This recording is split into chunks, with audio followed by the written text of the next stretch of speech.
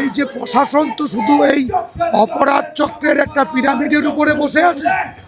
এই প্রশাসনের এক একটা স্তম্ভ শেষ হয়ে যাবে। একটা স্তম্ভ হচ্ছে দুর্নীতি, একটা স্তম্ভ দুর্বৃত্ত চক্র, একটা স্তম্ভ থ্রেট সংস্কৃতি। এইগুলো যদি প্রশাসন বন্ধ করে তাহলে পিরামিডের উপরে যারা বসে আছেন তারাই আস্তে আস্তে নিচে পড়ে যাবেন। স্বাভাবিকভাবেই তারা এই অপরাধ চক্রকে শেষ করার জন্যে কোনো সদর্থক ভূমিকা নেন না, সেটা না এখানে না কেন্দ্রে।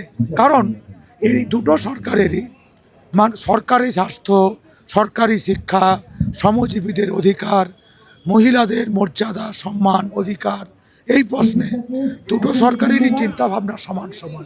স্বাভাবিকভাবেই এখানে এই যেটা প্রথাগত তদন্ত, এতে বিচার পাওয়ার পথটা এই জন্যই আরও মন্থর হচ্ছে, আরও সেটা আরও পিছিয়ে